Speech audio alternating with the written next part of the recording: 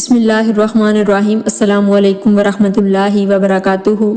Islamic library studio YouTube channel پہ آج ہم سفر رمضان کی 21ویں نشست کا آغاز کریں گے۔ ہمارا آج کا پہلا سوال ہے کہ دوران اعتکاف معتکف کو کون سے امور سر انجام دینے چاہیے؟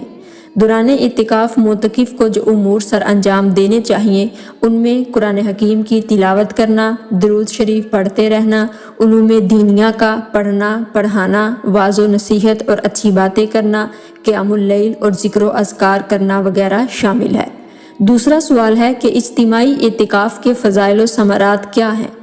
اجتماعی اعتکاف میں باقاعدہ نظام الاوقات کے تحت نماز پنجگانہ، تہجد، چاشت، اوابین، اوراد و وظائف، حمد و نعت خوانی، دروس قرآن و حدیث، تربیتی لیکچرز، حلقہ فقہ و تصوف، خوف خدا، فکر آخرت، اللہ اور رسول صلی اللہ علیہ وآلہ وسلم کی محبت کی شمع دل میں فروزاں کرنا، جدید ترین علمی و روحانی پیچیدگیوں کا قرآن و سنت اور عقل سلیم کی روشنی میں تسلی بخش حل بتایا جاتا ہے۔ انفرادی اعتکاف میں ان تمام فوائد کا حصول ممکن نہیں ہوتا۔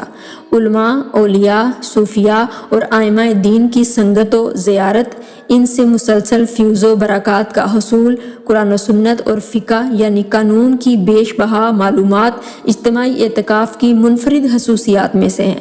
اجتماعی اعتکاف میں اوراد و اذکار، درود و سلام، گریہ وزاری، توبہ و استغفار اور عبادت کی زبانی ہی نہیں بلکہ عملی مشق بھی کروائی جاتی ہے۔